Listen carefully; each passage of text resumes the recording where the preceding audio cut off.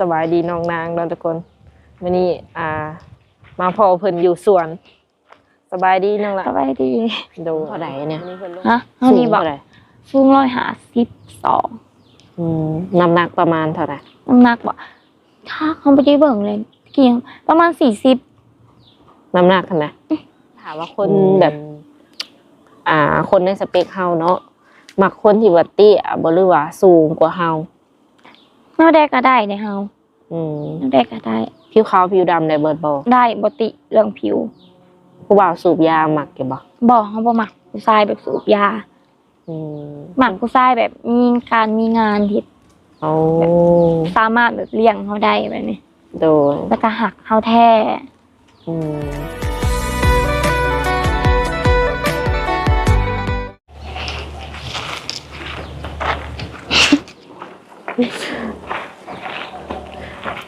ไปมึงย่างผู้ย่างไปทางน่ะ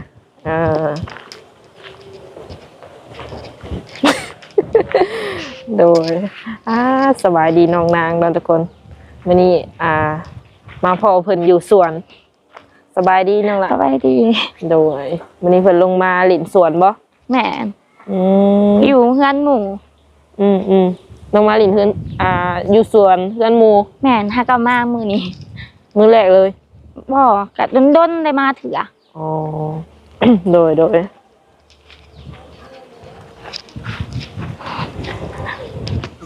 สบายดีสบายดีสบายดีน้องนางเนาะทุกคนก็คือบ่ได้เห็นตั้งแต่โดนน้องละเนาะแม่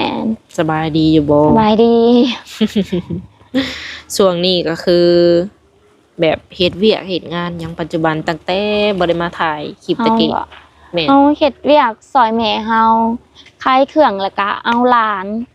แม่เฮาแบบเอาหลานนะเฮาก็ซอยแม่หลานเอาเด็กน้อยเอาเด็กน้อยก็เป็นบ่แม่บ่ได้เห็นแต่โดนนี่รู้สึกว่าแบบงามขึ้นเนาะขอบใจแบบว่ามันตื่นหูตื่นตาแบบมีออร่าผิวพรรณก็รู้สึกว่าดีขึ้นหรือว่าเดี๋ยวนี้นี่หักตัวเองหลายบ่แม่หักชาตัวเองคือเมื่อก่อนนี่ก็งามอยู่เนาะแต่ว่าตอนนี้นี่งามขึ้นแม่นเนาะแม่น ขายเครื่องขายหยังตามปกติแม่ส่วนหลายก็เอาหลานผู้ใดเป็นหลักสอยแม่หลานเจ้าน้อยแฮงบ่ประมาณ2-3 ปี4 ปีนี่แหละน้อยแบบเด็กน้อยหักกะคานนะหักกะย่างได้แสดงว่าเจ้าเข้ากับเด็กน้อยได้ดีซ่อมเอาลูกไปละป้าเอาถึงแล้วซ่อมเอาลูกถึงแล้วเนาะหรือว่าอยากได้แล้วพ่อจักยังน้อยอยู่ยอกก็นี่คือกันแบบว่าเฮามีประสบการณ์เอาเด็กน้อยอีหยังไว้เด้เนาะมื้อหน้ามื้อใดเฮาสร้างครอบครัวมันก็ง่ายเลี้ยงน้องนี่คือมีเงินเดือนกินบ่เงินเดือนแม่นเพิ่นให้เงินบ่เลี้ยงหลานตัวเองโอ้ใช่เด้อ้ายหั่นนะเขาไปเฮ็ดงานอยู่ไทยเขาก็พากมาให้โดยพากให้แม่แล้วก็บางทีก็แม่ก็ปั้นให้เฮานำบางทีก็บ่ได้แล้วแต่แม่เอาให้บ่แม่คันแม่บ่ให้แล้วก็ย้าเนาะถักแบบว่าเลี้ยงน้องนี่เมื่อยบ่น้องอ่ะเมื่อยสุดๆเอาเด็กน้อยได้เฮ็ดทุกอย่างบ่นับตั้งแต่ป้อนนมป้อนข้าวหรือว่าบ่ได้แม่เฮาสิเป็นหลักเลยเฮาก็บางทีก็เผาห่านให้แม่บางทีก็เอาหลานลูกค้าหลายอยู่บ่ซะแบบค้าขายนี่ก็พ่อได้ขายขายในเฮือนตัวเองหรือว่าเป็นห้านแล้วตอนนี้ขายอยู่ในเฮือนตัวเองขายแบบพวกขนมยังให้เด็กน้อย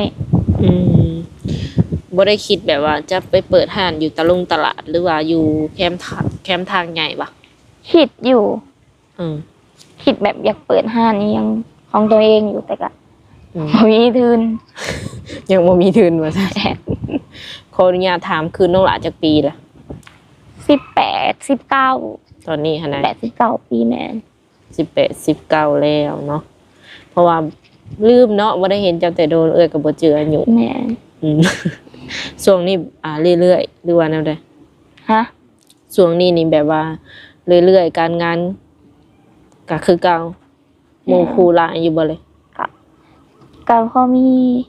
มีคนมาเล่นมาเที่ยวนำอยู่บ่ มีอยู่แต่ดนๆได้ออกไปหาหมู่เพราะว่าข้าวร้านซอยแม่ อืมช่วงที่ว่าหายไปนี่บ่ได้ไปเฮ็ดหยังบ่ได้ไปเฮ็ดงานเฮ็ดการอยู่ไทยบ่ บ่ เออ คืออยู่แต่บ้านนี้ แม่นเอาร้านแล้วก็ขายเครื่อง โฟกัสที่แบบว่าการหาเงินหลายก่อนบ่ แม่น อืมบ่ได้มีวางแผนจะไปเฮ็ดงานโฮงจักของงานแถวบ้านบ่น้องล่ะ ก็มีอยู่ได้เฮาอยากไปเฮ็ดงานอยู่ไทย เพราะว่ามันได้เงินเดือนสูง อยากไปเฮ็ดอยู่ไทยพุ แม่น ถ้าสมมุติได้ไปอยากเฮ็ดงานหยังคิดว่า อยากเฮ็ดแบบงานพวกงานอิหยังก็ได้เฮานะ โครงงานอยู่ไทยเลยแบบนี้บ่ แม่น เดี๋ยวนี้มีแบบ แบบสิว่าไงวะเหตุการณ์หรือว่าข่าวเนาะเห็นอยู่บ่แหละ อ่ะ เห็นอยู่บ่แหละแบบเหตุการณ์แบบแผ่นดินไหวอหย่างประมาณนี้ อยู่ไทยบ่ แม่น เห็นอยู่ในออนไลน์แบบในแบบพวกใน TikTok ไปช่วงนี้น่ะจะยังบ่สิว่าไง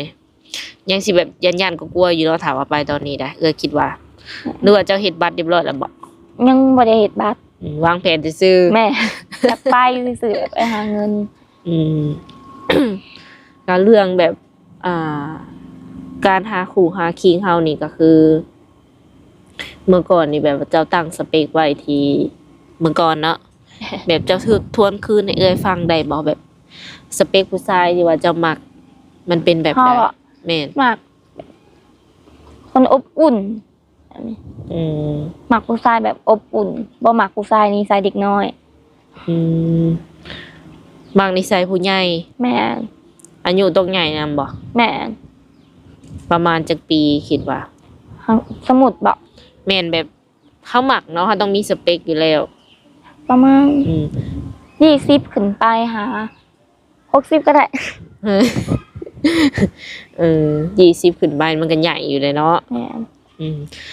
ก็คือ60กว่าๆนี่เบิดซิดเนาะซะ ฮะ 60กว่าๆนี่แม่นเบิดซิดสำหรับสเปคของน้อง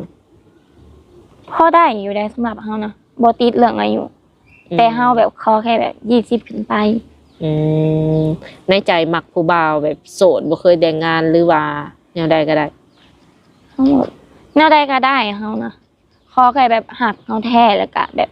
หักครอบครัวพ่อแม่ไอ้น้อง โดย ดูแลเฮาได้แบบนี้นะ โดย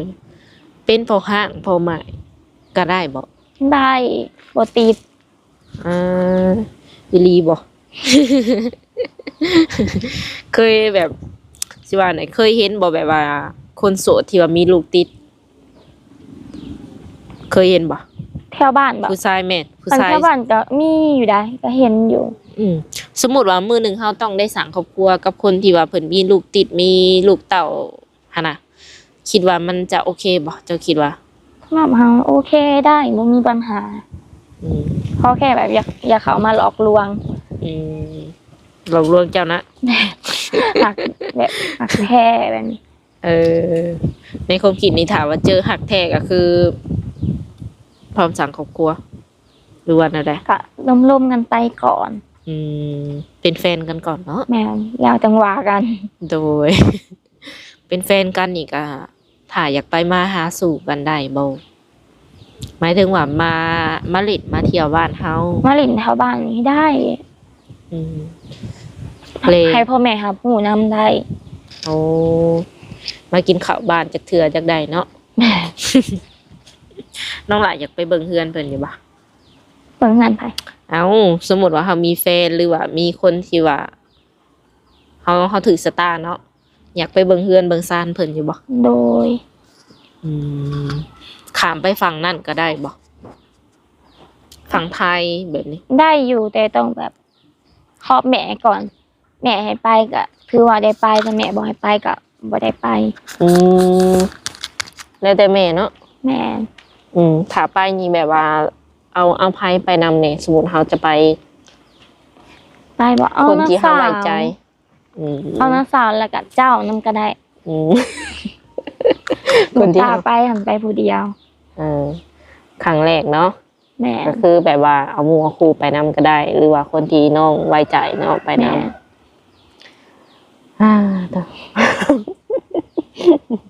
ช่วงนี้ก็คืออยู่เพื่อนอยู่ซานแล้วก็บ่ได้ไปแบบ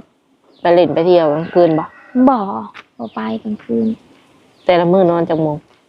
เฮานี่นอนบ่ โดย 3 ทุ่ม4 ทุ่ม5 ทุ่ม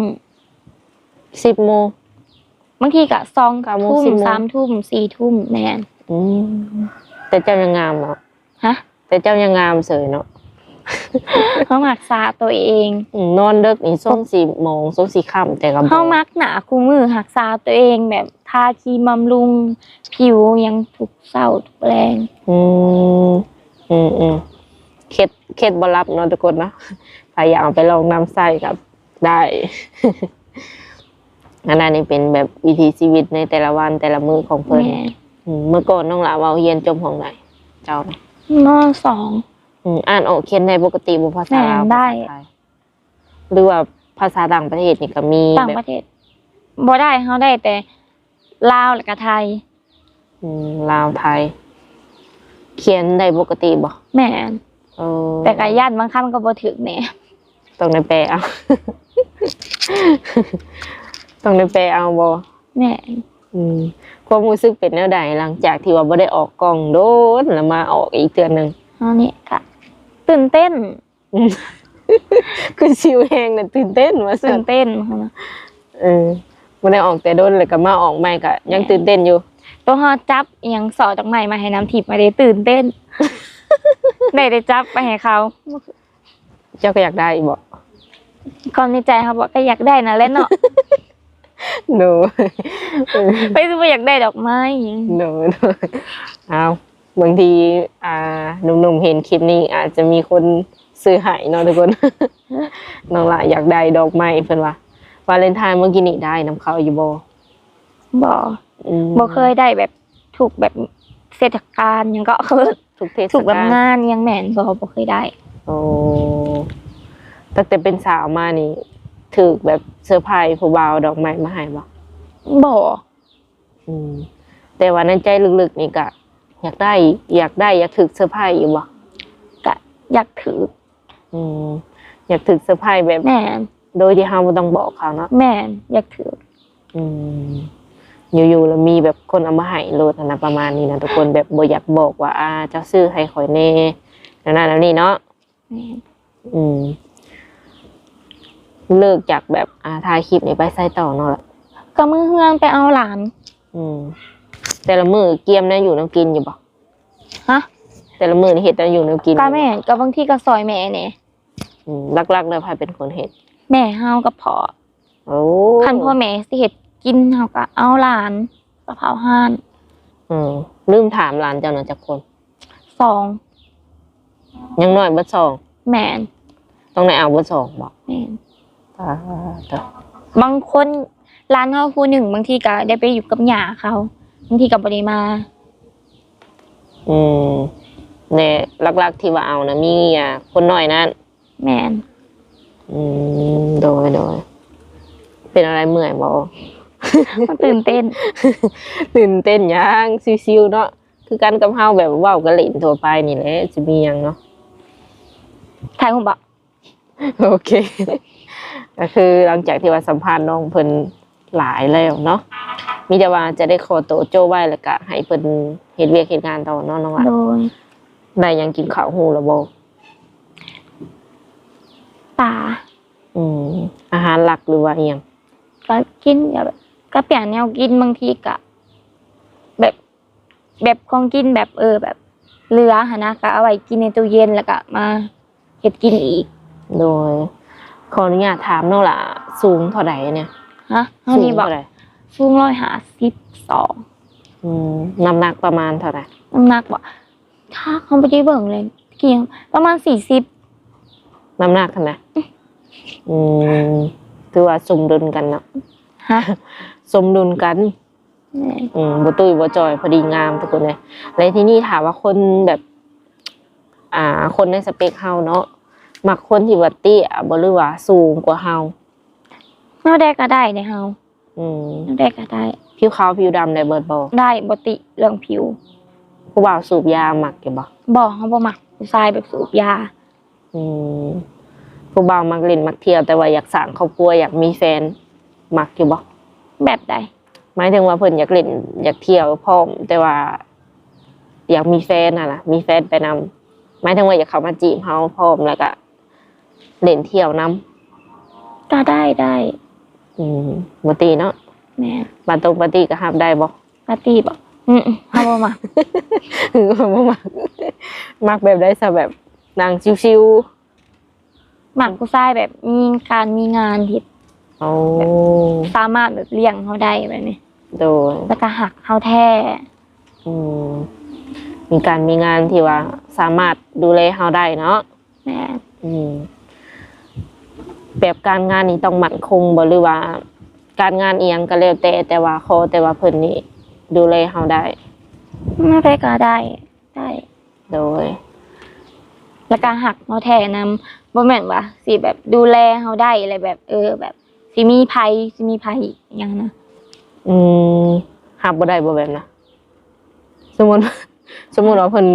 ดูแลเฮาได้ แต่ว่า ก็ เพิ่นก็ดูแลคนอื่นได้ สถานการณ์มันไปก่อน